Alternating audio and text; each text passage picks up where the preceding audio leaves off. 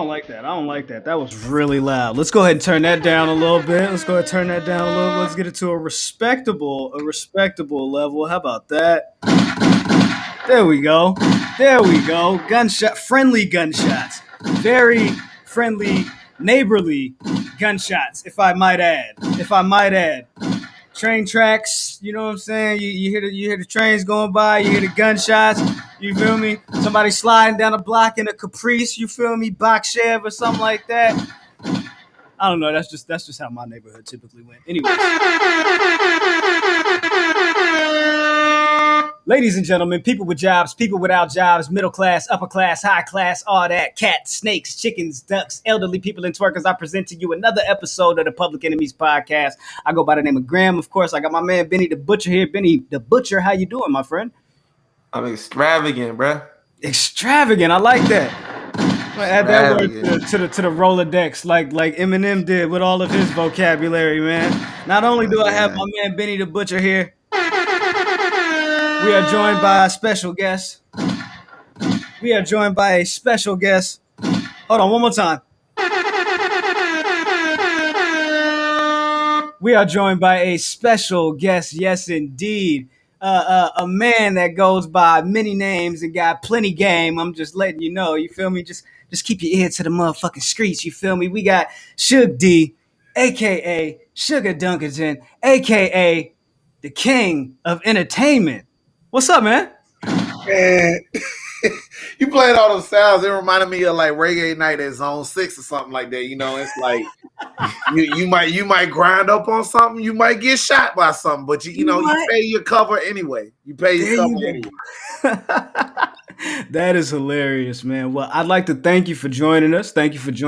Man. We greatly appreciate your time. How's the day treating you, man? How are you feeling today, man? How are you? Cool, just handling business. And I know recently I just got off the road from Alabama and DC, New South Saturday, and then Fight Club Pro, which is the home of the Pan-African Championship that's held by the lovely and the very talented Trisha Dora. If you don't know, you need to look that up. You know, like we love melanin, obviously, but for those of y'all who you're still on the fence, that's gonna make you change your mind. You're gonna be like, I'm all in on the chocolate, all in. Trisha Dora will make you say all in. That's a big fact. Shout out to the lovely, the beautiful, the talented, the amazing Trisha Dora. The gunshots are just for character and flavor. Oh yeah, you gotta let the a little bit of seasoning, you know what I'm saying? A little bit of seasoning, like my man Kwame Brown say, just a little bit of mama's cooking. Right. That's all it is. Just a little bit. But otherwise, I'm in the cut. Everything's good. I'm taking this week to make sure that I'm getting right for what's coming up next week, and it's a big week, man. We got Reasonable Doubt, me versus your former guest, Myron Reed. Yeah, everything to say. All right, Graham. Yeah, real quick, if I could interject for just one moment. Welcome. I wasn't sure if you were going to make it this early. Congratulations and thank you. I told my grandma that we were about to interview some black excellence today, so we gotta speed this up. She was like, boy, if you don't get your ass in that yard. How you gonna tell your grandma we gotta speed this up? He hit grandma with the wrap it up, B. Wrap it up, B. Wrap that gavel up, B. Anyway. Jizzle, Suge D. This is our other co-host, Jizzle. Yes, what's up, big dog? What's up, Sugar Dunkerton? So, when is your intro music gonna be "Love Me Sexy"? That's what I want to know. Wow. So to answer this question, I actually performed that live for a little shawty. Way back in the day. This is like when I wasn't even going by Suge D. I was going by Kareem Abdul-Jabbar. God damn. Yo, yeah, man. You got, like, if they didn't know that name was black, I wanted them to know it was blackity black, extra black. But yeah, I serenaded a lovely young lady to the song, and before I could get an answer of if she would indeed love me sexy, it turned into a mixed tag match. So we'll never know, but we won the match. Though. Well, another thing that you won recently, you became an undefeated lawyer. Like you actually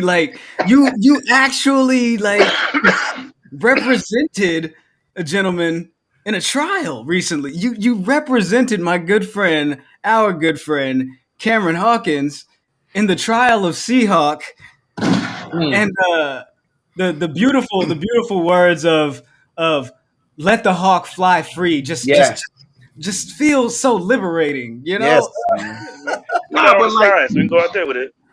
He's a pinnacle. He's a pinnacle of our internet community, and I just thought because of the bad choices of others, that shouldn't have been something that he had to suffer. I mean, if you know the situation, you know the situation. If you don't, you don't.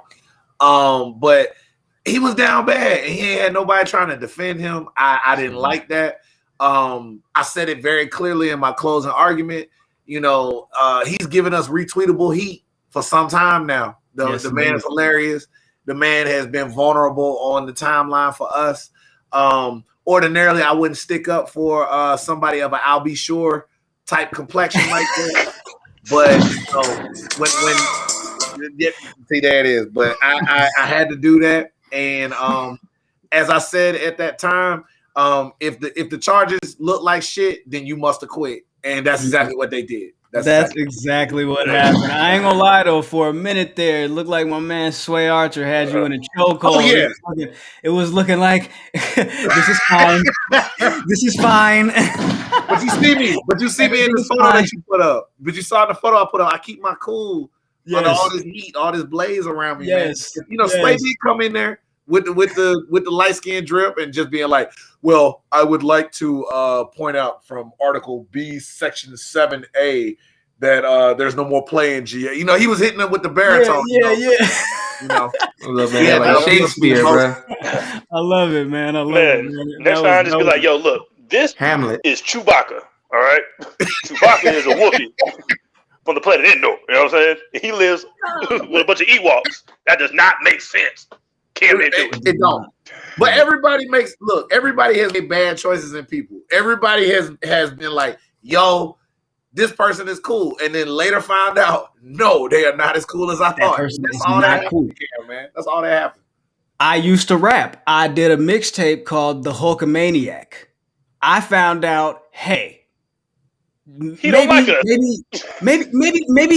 there will not be a volume 2 to this project. Maybe this idea. What the fuck? Exactly. You know how crazy it is to play it back in your mind that Hulk said all that, and then somebody found a clip from Nitro where apparently he was supposed to have cut a promo in the hood, and the lines that I took from it, if I can get the excerpts, it's like, oh, you know, the Hulkster went down to the hood. And one of the brothers came up to me and he said, Wood, you gotta do it for the hood. And I was just like, big cap.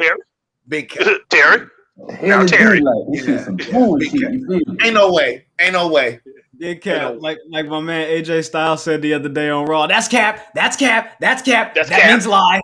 That's cap. Of all the people to open the forbidden door on using cap, I didn't have AJ Styles on my bingo card, man. I just didn't. I did not. I think that they ran the if I could speak, I think they ran the well dry on drip, or they're at least nearing the edge of that. So they, went ahead and adopted. Look, there are white people out here still dabbing, my nigga. Like, nah, the drip ain't going nowhere. No, these are facts, bro. You're right. There's a drip stick. Yeah, when Seth Rollins hit the promo and he was like, "Oh yeah, they love my drip, they love it. Oh yeah, my drip." I was like, yeah, he's like, "We're cooked. It's over." Adrian Broner, man. Oh, I'm getting cooked.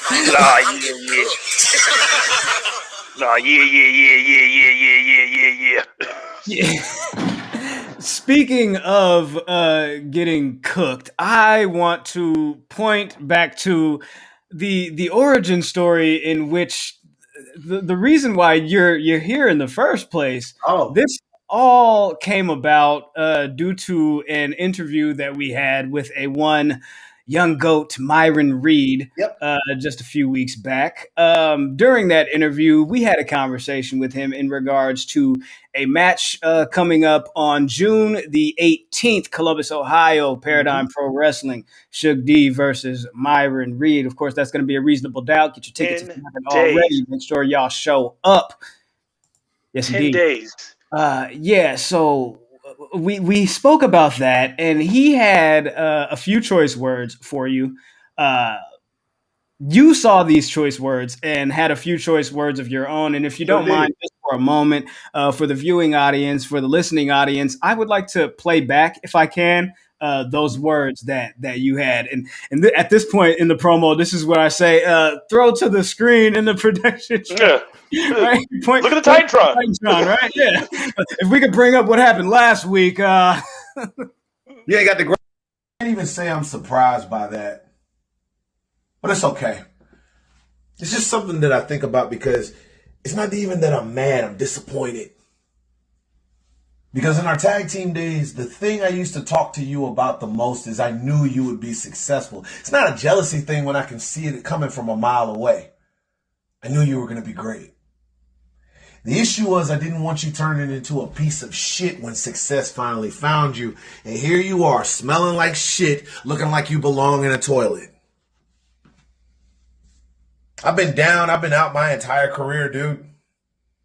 You're just tasting something and you don't know how to act and you're letting your friends over on that podcast gas you up. But even with a championship, you're still just a child. And a grown man is going to show you what a child's place is, and that's disciplined and shutting the fuck up when grown folks do business. Disagreeing. It's about disagreeing. Bang, bang, bang, bang. That's called motherfucking bars, nigga. Hey man, when the mega hot chocolate exploded, yeah, right. Yeah, when the man, mega hot 18. chocolate exploded.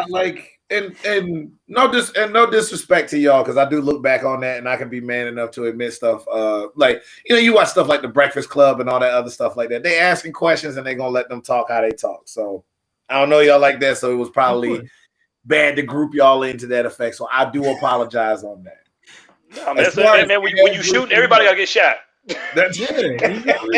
When you shoot, but I just heard that. It's one of those situations, honestly, where I mean that when I say that. Like, I remember when Myron wouldn't say a word in the locker room. He was just happy to have the opportunity. He was happy to be there. And he gets there, and it's obvious, dude. Like, dude is athletically gifted, good-looking kid, speaks for himself, all this other stuff like that. It's like he's everything that you could want in a franchise player, and all he needed was somebody to just pick him up and give him the shot, right? Absolutely does that and more. And I got to give the props to MLW. The moment that he got that MLW deal, it became real to him, and he started figuring out himself. He got with Injustice, all that other good stuff like that. You started seeing him blossom and eventually explode. And like, dude, he's killing it right now. And who am I to say that he's not killing it with every title that he's got, the schedule that he's keeping? This man is a father and a husband, well, soon to be a husband, and all this other good stuff. So he's got his personal life locked down.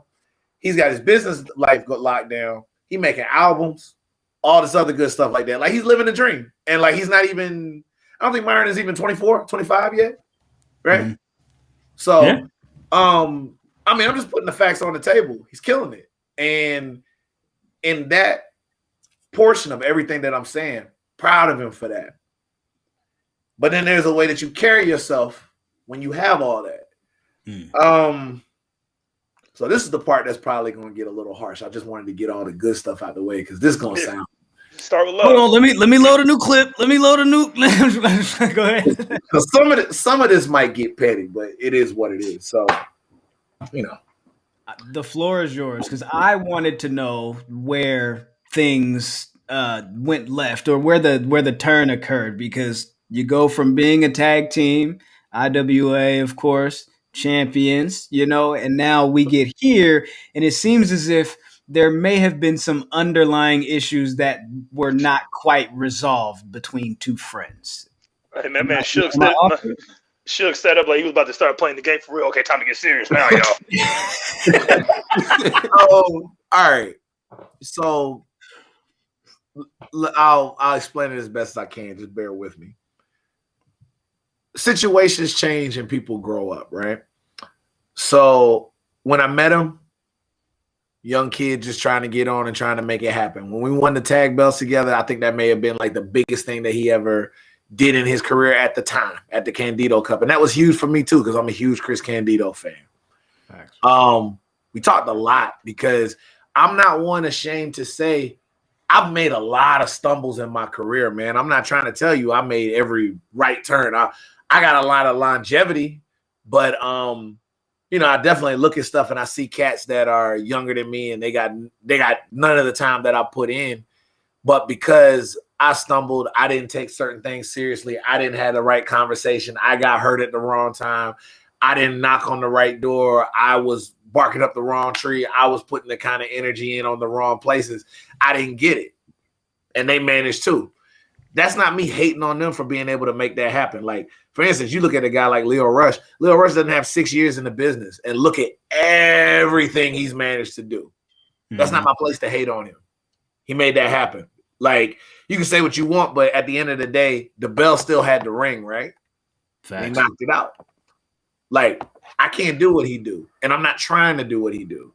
But at the end of the day, the bell rings, and he knocks it out. That's the same thing for Myron, and the thing is, he started knocking it out more and more and more and more as we went along on this process to the point where he's got to be in the conversation for like one of the best young ones that's out there. However, you start getting into this young GOAT, young vet. He got people all in his ear.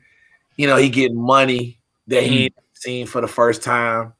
Like, you go from making like $20 in a hot dog to like making some real money, right? Yeah. So you got people in your ear telling you how to spend it. You got people telling you constantly like, oh, your shit is dope, man. It's awesome. You killing it. You killing the game right now. You start getting a bunch of yes men that are around you every match.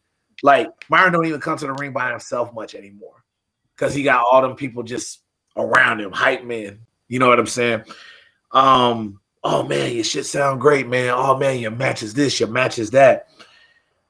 He starts showing up late to shows. Oh, I'll get to it when I can get to it. Oh, I'm busy. You should be able to work around me. I went to a Paradigm show one time, and dude just stumbled in when he felt like it and then wasn't happy with the spot that he had. So he made sure to shuffle everything around to get it to where he wanted because, oh, yeah, he's the star. Myron the star now. So I get that it must suck that everybody had their thumb on your neck, treated you like you weren't shit at a time when, to be fair, you weren't shit because you still had to build your name. We've all been there. But there's a difference when you finally get it, when you finally get this thing. Like, what are you going to become once you get the brass ring? And the moment he got the brass ring, he forgot where the hell he came from. He's acting like he's somebody different. He's acting like he didn't have people in his ear that wanted to tell him and tried to tell him that you ain't got to act like this. And here he is. And it hurts, right? You think I like sitting here, like opening up my phone and scrolling through Twitter, and then I see a dude that I used to depend on, and when it got bad, I'm looking in that corner, and he slaps my hand to save me, and he calling me old. He calling me washed up. He's saying, like, my time has passed, and, you know, I've heard my share of that, but it hurts hearing it from him, you know? And you want to kind of have a moment, and you do have these doubts in your mind sometimes about the fact that you got this match coming up with a dude that he feels no pain. He's got the world at his feet. He's got everything just popping off, and you still trying to hang on, and in a way, you still trying to find yourself. You still doing all these miles, but you went so far, you can't turn back. But if you don't go a little bit further, you don't know what's going to be at the end of it. So you keep going. And I do have my doubts. I do wonder if I got what it takes to be able to beat Myron Reed, because a lot of people thought they had what it takes with way more age and way more in their arsenal and still couldn't get the job done. So I say all that to say, I just need a second. Take your time. So I say all that to say, Myron, I love you, man. But I also realized that I loved an era of you, man. I loved the potential of you, of what you were going to become. Oh, ouch. But the reality of what you are now, I hate that shit, man. You're every motherfucker that I've ever said that I didn't want to be if I ever made it in this business. You're the type of motherfucker that when I got into those locker rooms that I wanted to get into, I felt uncomfortable because now you an industry motherfucker. You a studio nigga now. You that type of dude who you buying into your own hype. You buying into all the stuff that you saying. You rapping bars that you ain't living, but because everybody is like, yeah, you go along with that gang, and all that other shit. You think that's it. That's you. You done fell in love with the persona of you. You not Myron anymore. You young goat now. You don't respond to Myron now. I'm young vet. I'm young goat. I'm champ this. I'm champ that. You come through to your hometown who still love you, and you win the Paradigm Championship, and then you tell your whole city to go fuck themselves. And then you got the nerve to get mad when I say, you know what? If you won't cradle your city, if you won't cradle Paradigm, I'll do it. I'll step in like a stepfather. You could go around the corner for cigarettes for 18 years if you want to. I will hold your company up, even if they don't give me the damn championship, because you ain't there to do and handle your responsibilities the way that you're supposed to do. Where the fuck were you when was wanting a title match? Where were you when Freddie wanted his rematch? You talking about where was I at? I wasn't there because I was at AEW. I was trying to get mine. And the moment that AEW was like, nah, it ain't going to pop off for you, that's cool. I didn't cry about it. I got on the phone. I told J Rose, I see it's going down over there in Indiana. How do I get in Indiana? And I showed the fuck up. That's why you saw me there. I ain't just show up. Y'all got security at the event. If I wasn't supposed to be there, I wouldn't have been there. But I can be there. That's right. Because I've been here. You got this weird thing going on right now where you don't know if you a studio type, but then you still over here getting indie money over here. Whether I wanted to deal with that reality or not, I'm an independent dude. I'm a pillar. I done put my time. I done put more than my share of time in. As a matter of fact, I think this year we're looking at what, 17 years? One more year, my career will be legal enough to buy a pack of cigarettes. That's it. I mean, it's funny, but that's what it is. Yes, sir. Yes, sir. And not all the years were good. Some of them were awesome. But it's been hard. And yes, I've been here on these indies for the longest time.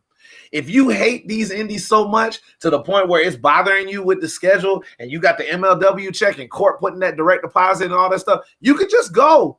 We don't need you. We got plenty of people. Paradigm got plenty of people, but you keep coming back because you still want to have your foot on our necks the way that them old vets used to have their foot on your necks. I didn't put my foot on your neck. Yeah, I wanted to see you thrive, dog. So I feel like when you taking shots at me, when you taking this title match that we got like super lightly, I'm taking a week off so I can make sure I'm in the right headspace, right physical space, right just everything. So I can step to you because I recognize what kind of competitor you are. The problem is you forgot what kind of competitor that I am. And the thing is, I don't understand how you could forget because I'm out here constantly putting in work. You talking about you got a schedule. You got a schedule when you feel like having a schedule. I got to have a schedule because if I'm not working, these bills don't get paid. All this lights get shut off. Okay? I missed out on wife, kids, all that other stuff like that because all I ever had was this. I fucked up a lot of great relationships in my life because of this, because I was in that car. I was gone every weekend. I ain't make my own high school graduation. I ain't make my college graduation because I had a booking. All right? So don't talk to me about what you sacrificing or what people ain't seeing in you or you being slept on or me being old or all this other stuff. Because at the end of the day, all the shit that you're talking, even the shit that I'm talking, the bell is going to ring, man. That bell got to ring. Oh, that was beautiful. Okay? So then here's the part where I get nervous. Because when the bell rings, one of us got to be wrong. You said a lot of shit to me that I don't like, but if I lose, you right. Everything you said about me, you're right. I can't be wrong, man. I can't be wrong again. I was wrong about a lot of stuff in my career, but I can't be wrong against you, man. Not across from you. Not one-on-one with you, not with this much on the line, man. And yeah, you probably gonna see this. You gonna call me a bitch too, because I'm looking like I'm tearing up, I'm choking up. But that's how much this shit means to me, man. I didn't want to be here. I didn't want to be in no position where I didn't want to be in no position like this with you, man. But now we're here. And as much love as I got for you and as much success as you got going on and whatnot,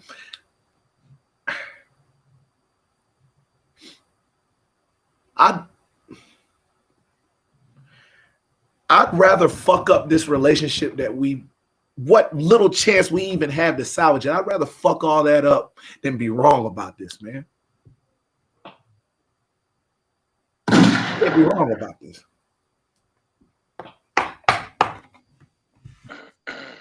Understood. Yeah, man, I'm sorry. I'm sorry. No. I was very impassioned. I completely understand. It's a lot on the line. It's definitely a lot on the line. And it's crazy because you mentioned like all the sacrifices and things that the things that you gotta miss some things. You gotta excuse some things to kind of put focus on where you're at, where you're going, tunnel vision, as they say. And what I got from that is Suge did that, so hopefully you wouldn't have to go through that. I left the country for 2 years, man, because they was acting like they didn't want me here, dude. But that's how bad it's like. If you won't let me do it here, I'll do it elsewhere until you figure it out. Damn. I came back from England after 18 months and thought I was gonna have a spot with NWA. We had talks for months, and I land on a Monday and then get a text on Tuesday. We had your name on the final talent list. Billy Corgan saw it and scratched your name off. That's the story of my career, dude. I'll be like this. I'm in the middle of the ring, 1 million people watching on TV with Chris Jericho. There's nobody around. All I've ever wanted was to be in an arena with like 11,000, 12,000, 17,000 people and just know what that sounds like. And hell, even if I did go 25 minutes with Chris Jericho, I don't know what that sounds like, and I don't know if I ever will. Myron probably will. But, my time always ticking down, man. I'm 36, dude. And they treat me like I'm the old man in the club. And it's funny because the people that everybody admires on the top tippy top parts of the main events, they in their 40s. Some of them close to their 50s. And they don't say they old. But I'm old because I'm out here and I'm indie. I know my worth. I don't want to just do any little thing and everything like that. And that shit bothers me, man. People don't know their worth out here, and they think a piece of paper is going to be the reason why somebody thinks that they special. And then some of them people got that piece of paper and they still dying on the inside. They still ain't making money like they supposed to be making. They still not being able to express themselves the way that they want to. We want everybody to be able to do that, but it don't happen like that for everybody. Shit, Myron don't think I'm important enough for a title shot. He'll do the match because I had to go through hell to get to the match, but he won't even give me a title shot. You know that? He'll give Jaden a title shot. Yeah, that's many. So it's like, even if I win, I don't get everything that probably should come with that win, Like, he's still going to have that. He don't think I'm worthy of it. So I think about stuff like that. So when I call him a studio nigga, that's the shit that I go in there. Yeah. Let's talk about something else, man. Let's talk about something else. Maybe. Ask me about England. Ask me about England. That's why I was going. That's why I was going to, bro. Like, you talked about, like, you worked in the UK. Like, what are some of the differences between working in the UK and working in America, and also some of the cultural differences and social differences that you've gone through? So the UK was an opportunity that got open for me, and I just noticed at that time it's like I needed to freshen up just stuff about me and my work. And I was looking at the kind of bookings that I had at the time, and it was like, you know, sometimes you just got to change the scenery up, right? So matter of fact, I get to thinking about like kind of like back in the day, usually around like the 70s or 80s, you would hear about like a lot of R&B acts, a lot of jazz acts, et cetera, et cetera. They would go overseas, become big deals over there, and then they could come home and they get treated differently. Some of them like Nina Simone. Right. There it is. Because, you know, America socially be on some different stuff sometimes. So when I went over there, you know, only three promotions took a chance on me, and that was Hope Wrestling, Preston Championship Wrestling, and Title. And man, like I was nervous. I didn't know what was going on. You know, I'm just a dude from Georgia, you know, and I don't know how that's going to mesh with everything that they got going on. And they took to me. They were feeling me, and I was feeling them back. And I kept coming home, and two things kept happening. One, I just feel like the stuff that I wanted, I still couldn't get. And I started feeling like, I guess the word I was looking for is like, it's not even underappreciated. It's just like, this ain't it. Like, I could go over there for a tour and make money like I had a regular, like an old 9-to-5 job that I was making. Like I was making good money. Like my bills were getting paid, all this other stuff like that. Like, and it's not like I was a main eventer. It's just I was making good money. And then you come back home and it's like people offering you like this little stuff to drive 300, 400 miles, not really give you any opportunities, not really give you any big matches. They think you ain't got nothing left to offer. So I retrained. I visited every kind of training school that I could get my hand on. I sought out the people that could teach me catch style. You became a techie. Yeah, pretty much. And it's like when I came home, I would come home for like a few months at a time, and then I would go back. So my cumulative time over there was like 18 months. I started calling Leeds home because that's a mad artsy city. I'm gonna tell you right now, as far as the fans over there, like they definitely got more melody and rhythm than like American fans. Like what? I believe that. What? Well, all the let me think about who the American fans are. All them sing song chants. That's your game, man. Like you notice all the sing song chants when it's in WWE. It always happens around WrestleMania time because that's when all the international people come in and they start getting in there. So like the Enzo Amore, that stuff, like because they do all those chants at for them football, soccer games and whatnot. So they know what's up. They got a cadence. They got a rhythm. Hey, we want some Bailey. And then when after they leave, then after the fans from out of the country leave, that shit gets butchered. Yes. Yeah. I'm drunk. Exactly. Yeah. Yo, these motherfuckers can't even do the wave. Yo, they barely clapping on the 2 and 4 over here, man. Like they didn't like, okay. You know, like that. So you know, but it's just a different flow. The public transit and everything like that. I didn't need my car because, like, you know, they got trains, they got buses. The carpools were cool. All the other stuff. I made a lot of great friends for life that I'm still keeping up with. And there's a lot of people ready to do business again when the travel restrictions chill out. But, you know, we got to make sure everything's safe. I'm not trying to go over there just to not do nothing for 2 weeks just so I can do something and then come back and then I can't do nothing for 2 weeks either. I'm busy. I'm getting it done.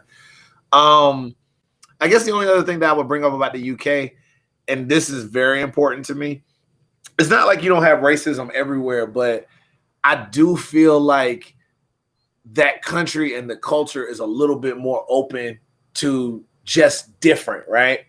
In America, it still feels like we're still kicking in a door on like LGBTQ. We need more Black people in prominent positions. We need more POC in positions. We need more women in positions. And like, for instance, like a company like Title, which I called home for a while, I was their champion for like a good while. they had all black champions because they just had all black champions. They were the right people for the spots, and that's what happened. It wasn't that they were pandering to a particular moment or anything. It's just these are the people that are good enough for these positions. They're the best ones here. I.e. when George Floyd got killed. Yeah, like that. There was some performative things. Yeah, right. And like, it's crazy to me. It was crazy to me too because you never want to be the American when some shit go down in America because they got questions and you don't have answers. And that was like prime Trump. So they're like, oh my god, mate, I heard about the shooting that they had over there. Like I don't understand what's going on with your president. And you just like, I don't know what's going on. My president. Shit, I'm here with y'all. Right. Like, I'm over here, and I didn't even count that motherfucker as my president. But I'm from Leeds, like you. I'm Yorkshire. Yeah. Yeah, man. God save the Queen. Remember? Right. What we saying? Yeah. You want the Queen happy and healthy, yes. But that nigga. I gotta ask you about the beans, man. I gotta ask you about the beans. Now, I've never spoken with someone who I could have this conversation with. So, I'm not gonna pass this moment up. Like, how are the beans, and bro, why do I see them with the most random things? You asking the wrong one. The moment I got a breakfast plate and I saw beans, and like it wasn't even in a separate little thing. They just slapped the beans on there, the juice touching my eggs and the toast and stuff like that. I'm like, nah, this ain't it. Like this ain't it. So I like their beans are fine. They're not like I'll tell you this about British food. Okay, first and foremost, like if you're trying to get to like the good like melanated food, you gotta hit up like the South London spots. You gotta go like Cheltenham, all that other stuff like that. There's always like a island because like the islands are close to England and whatnot. You always gonna find good Caribbean, Trinidadian, all that other stuff like that. It's there and it's good. Two, they have great cuts of meat. They don't know what the hell going on with some seasoning. That's why they have sauce and gravy for everything. So if you ain't eating no stuff, you gotta be dipping the hell out of it. Like they'll season the hell out of the gravy, but the meat just the meat. The meat stand alone. So you do need both. They work in sync. I might have to clip that for a sound bite. My man said the meat just the meat, man. Meat. Like he be this prime cut of meat. Like imagine you have like a prime cut, badass piece of meat, and you ain't put like. You ain't gonna salt it. You ain't gonna put no like. I said Old Bay, and they like, huh? Like what are you talking about? There are some seasonings like that are a whole new forbidden door to them. They don't know about adobo. They don't know. Also, that leads me to my next point. If you have an opportunity to eat Latin food in England, do not. I thought this was going to be a compliment type thing. Not a burrito, not a taco, not none of that. Like all of this nasty.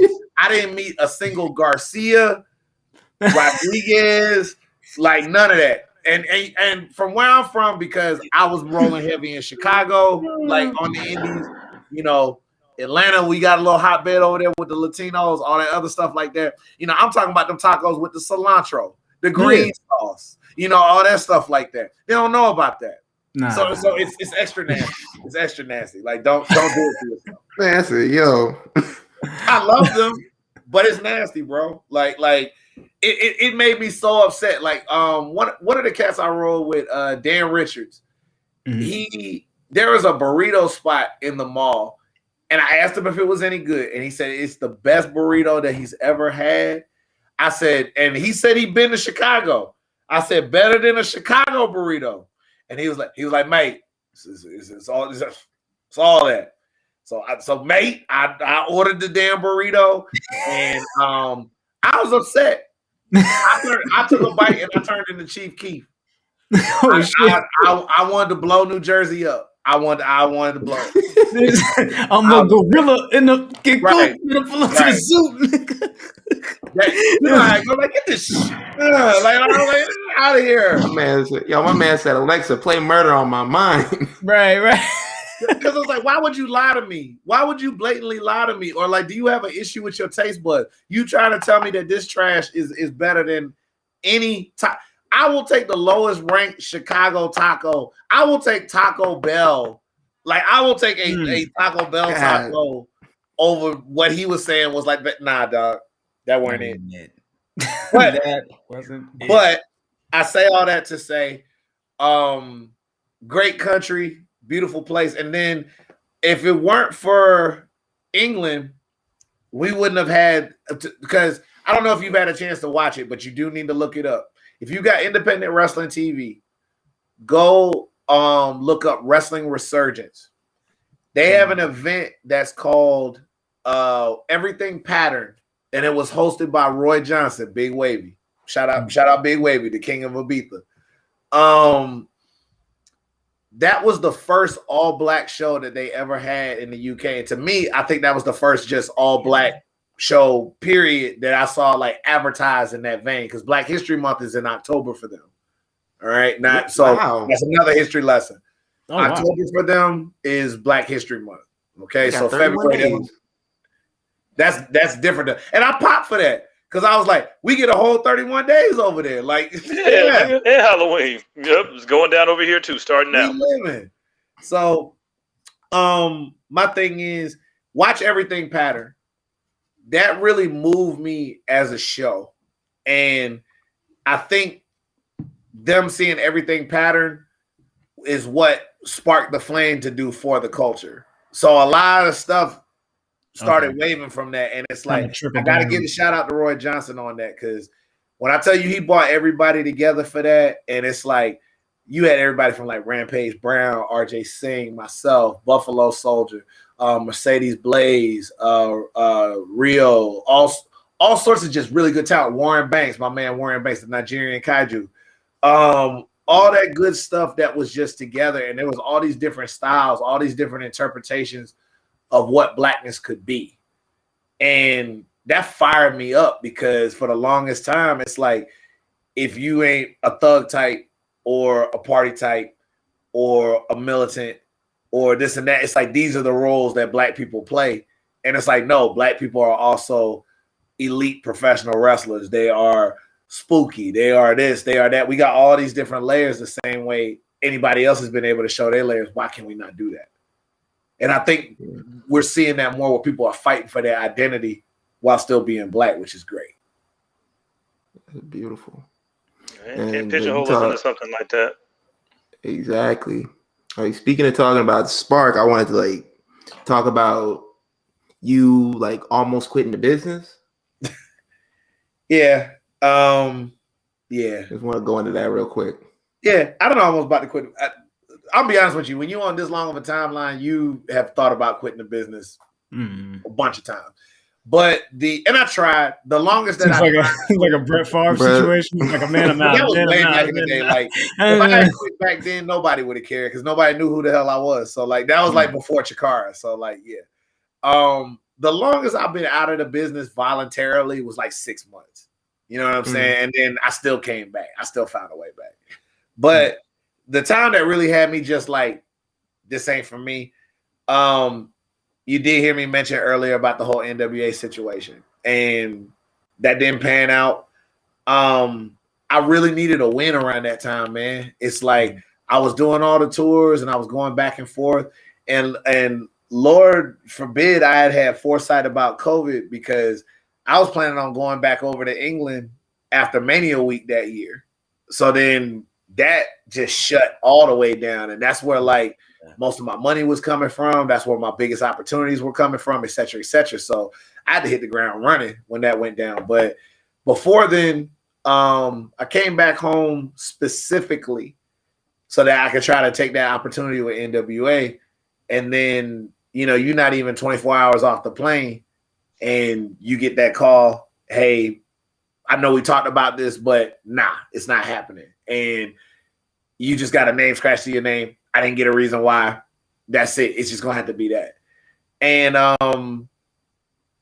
think I'm used. It's not that I'm not used to hearing no. It's not that I'm not used to hearing no, not right now. It's not that I'm not used to hearing like no response whatsoever. But it's like you get enough of those that rack up, and you so sure that like this is gonna go down. I'm making my way for this. This is my opportunity. I'm gonna make the most of it. Like it's right in my home state in Georgia. All this stuff. Like this is it. And it didn't go down, and that didn't set well with me, man. And I was walking wounded for like a long time off of that. The only big thing that I knew I had coming up was I had that match with Alex Shelley at Atlanta Wrestling Entertainment. And I had to pretty much tell myself, like, look, that's going to tell you everything that you need to know. If you feel like you don't want to do this after that match, cool, just don't do it. You know, because it's like, it feels like don't nobody else want to see you rise doing it. Like, if you have to keep running away to do it, what's the point? I had the match with Alex Shelley. It's out on YouTube, so you can feel free to watch it straight up, free, all that good stuff like that, courtesy of Atlanta Wrestling Entertainment. Definitely good. It was so important to me because I didn't know what to expect of him. I didn't know what to expect of myself, but we had a beautiful match.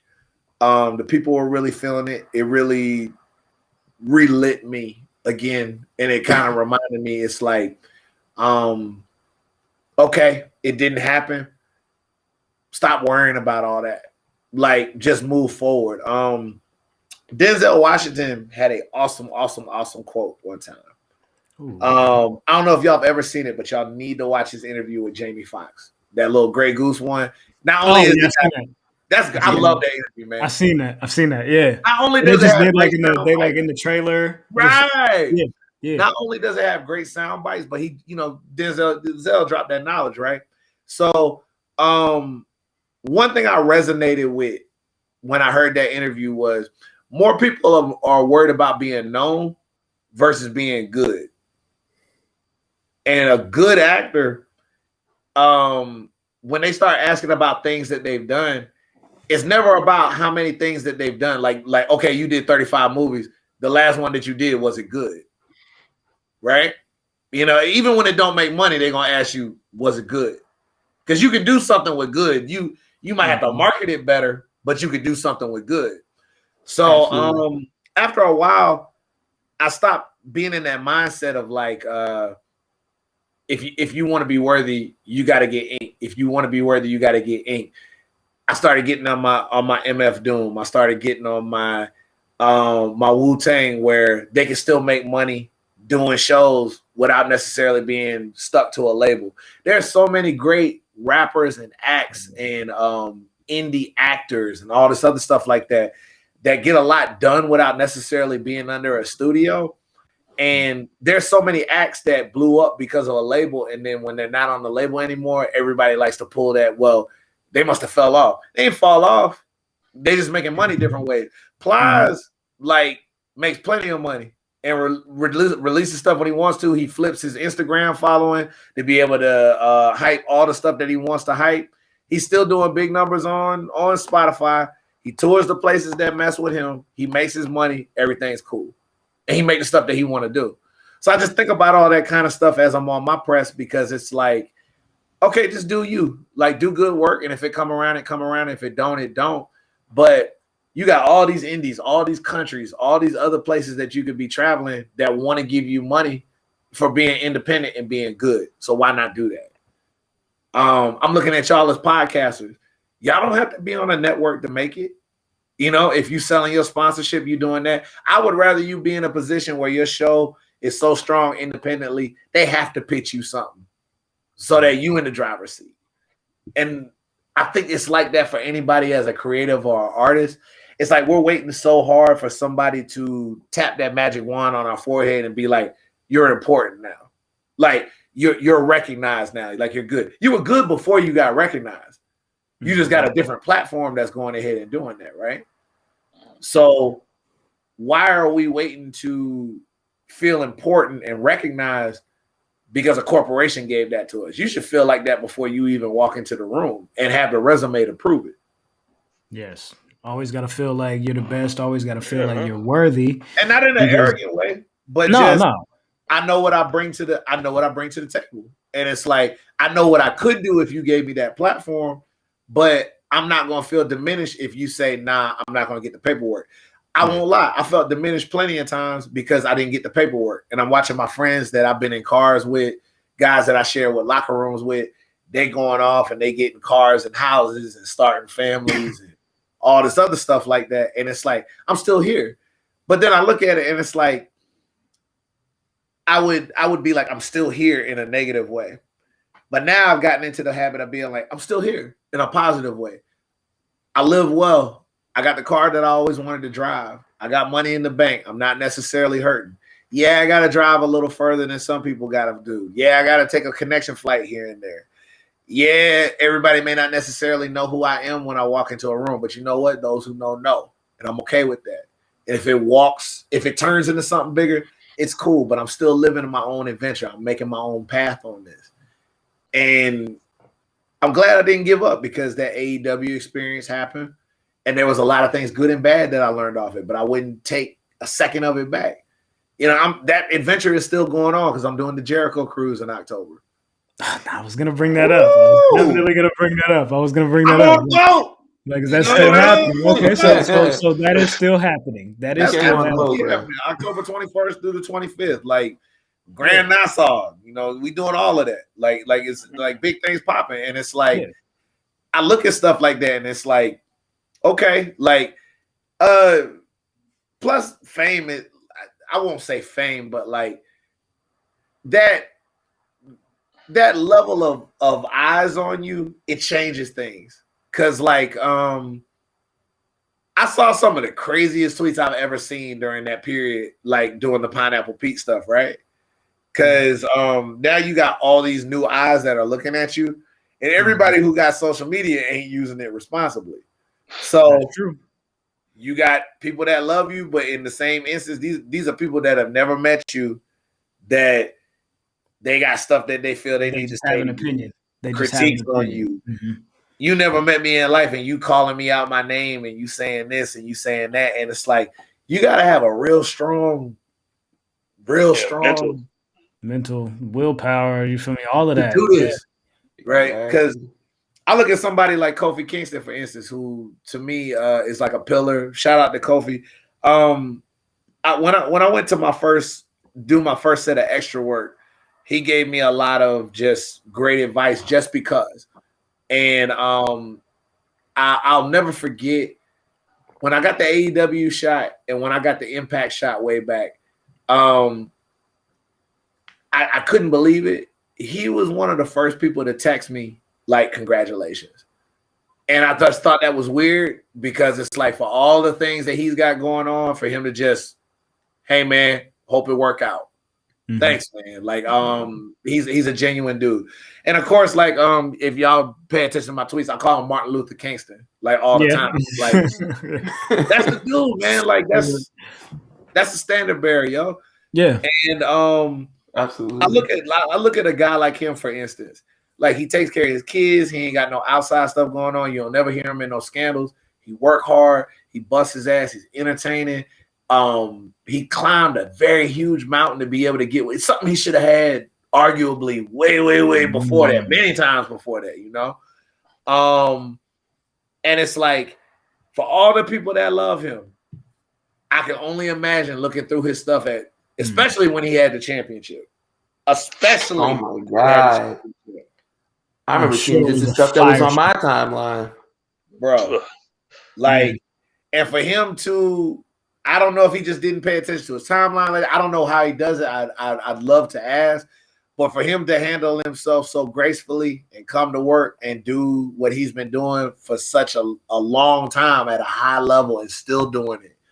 And on top of that, really had that cognizance of, I got all these people that love me, but I got people that hate me for being great. I've never met them in life. All I've done is just entertain, and they still hate me, and they're gonna hate me. They're gonna hate me for my skin color. They're gonna hate me because how I talk. They're gonna hate me because they think somebody else should be in my spot that's not me. All this wild stuff. And I look at something like that, and it's just like, it take a certain kind of I don't know, it just take a certain kind of performer to be in that kind of spotlight. Even when we talk about like football, basketball, all that other stuff like that. LeBron James is one of the greatest basketball players that we ever had. And for every person that'll say that he's great, you got another person that's ready to like see him like break an ankle and never play again. Mm-hmm. You never met the guy. You got bills too, you know. So it's wild when you look at that, but it's very crazy. You know, you talk about like the extra the opportunities that you had to do like extras work with like WWE and shit like that. How does that work exactly? Like, if I could ask, like, how do they reach out to you and say, "Hey, we need you to come in for this"? Is there like an internal list that you put your name on, or like how does that like whole situation come about for you? Because I think the last time you were there, you did the Bianca Belair spot, right, where y'all did like came in second. Let it be known, I came in second. I mean, I think that's a little bit of revisionist history, but you know. Ain't no revisionist. Like four people, I came in second. I said no. I was the first person to quit, but on the first race, I said I came in second. She doing all this, and she ain't sweat her edges out of nothing. I was about to sweat mine. Her edges still laid perfect. All that other stuff. I said no, I ain't about to go out like that, and I walked off. And I'm glad I did, because then she started throwing hurdles and all that other stuff. You ain't gonna embarrass me out there, like, you know.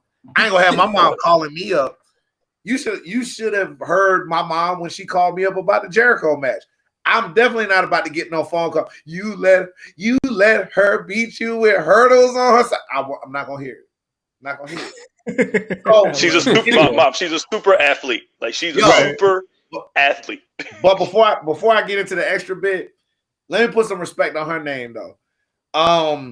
That bit that she did where she did the run with the hurdles. She hasn't been like she hasn't trained for track, of course, because it's different because of wrestling, so she got to train differently.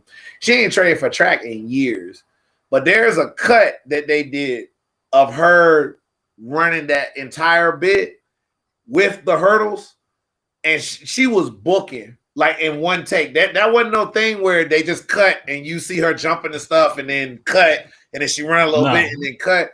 She did that. Like, she did it once without nobody there, and then she did it again when old dude was there. And like, this the bit.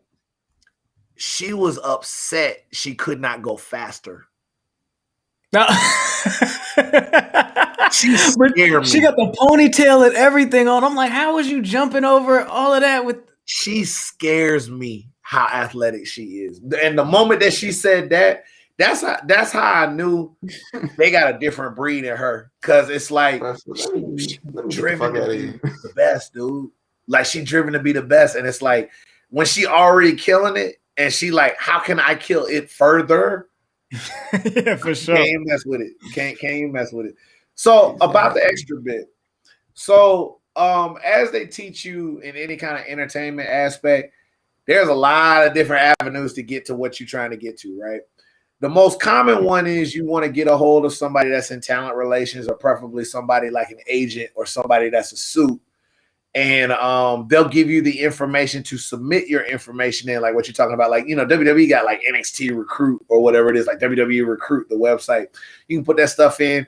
And basically they get little stuff like, you know, your size, your weight, where are you from, what have you done, what's your athletic background, et cetera, et cetera. And just like how they cast for a movie, they'll look at the area they're going to. They're like, okay, who we got? They might take some recommendations off of people, et cetera, et cetera. And then you come in, you basically are waiting to see what you're doing or what you're not doing.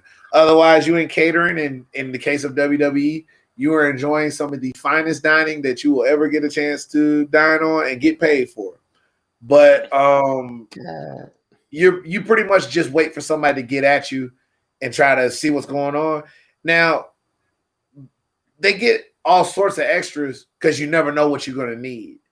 Like, for instance, the first time I ever did extra work with WWE way back in the day, that's when William Regal was handling it, which was great. Like, he always told great stories, great advice, all that other stuff like that. Like hanging with Regal for a day, like, yes, please, like, let's do that. So we were all chilling, and they usually put you all in a little room or whatever they work it out in.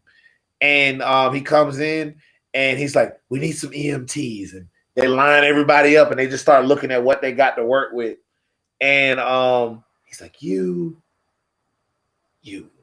boom, EMTs. They go give him the little EMT outfits and whatnot. And I mean, he was joking when he came over to me, and he's like, sometimes he said you don't get the job because you do stand out, you know. And then he walked off. Me and my hold on, I gotta run it back for you. Me and my rapper mind, my wrestler mind, in my Joe Budden voice, in my wrestler mind, I'm okay standing out. Not to hate on anybody that has this mentality, because I talk to people all the time about you have to know what you're about in this business. Y'all have seen them people on Facebook that have posted their little EMT shot, or they caught it real quick. If you catch me at 2 hours and 15 minutes and 16 seconds, you see me right there lifting such and such on the stretcher, right? So then, of course, everybody's celebrating. Everybody's like, oh yeah, that's great. Yeah, you on camera, boy, you on your way. All this other stuff. That's cool. You do get a check for that. I know what I'm here to do. If somebody believes I look ordinary enough to be an EMT, that's not the spot I want. I'll do it if that's what's required of me. I'm trying to get paid. I know what I'm there to do. I want to stand out. And that's hilarious that I bring that up, because AEW, all that stuff happened because of a pineapple shirt, dude. If I wore like a tank top or a track jacket or whatever it is and all that other stuff like that, it would have never went down the way that it went down. But I wore a pineapple suit and somebody was smart enough to catch it on commentary, make a joke about it. Oh, snap. It's a thing now. So it's never been my thing to want to just blend in. And in wrestling, I don't think it should be anybody's thing to blend in, because everybody's got to pop a little off of something. So that's something to keep in mind as an extra as well, too. Sometimes they just need certain people for certain spots. Sometimes you're too tall for the spot they want. Sometimes you're too short. Sometimes you're too short for the spot they want. Sometimes you don't have the right look that they're looking for certain things. But that doesn't necessarily mean it won't come together for you. In the case of AEW, as you can see, they cycle in a lot of different talent. Some people email in. Some people, they have an interest in seeing further. You could probably tell based off of what they get to do in their matches. You can tell them, listen, you ain't got to be an expert wrestling fan to tell if they want to give somebody a look, yes, versus if they just need a body. Of course. You can definitely tell that. Who owns the Pineapple Pete name now, if I could ask?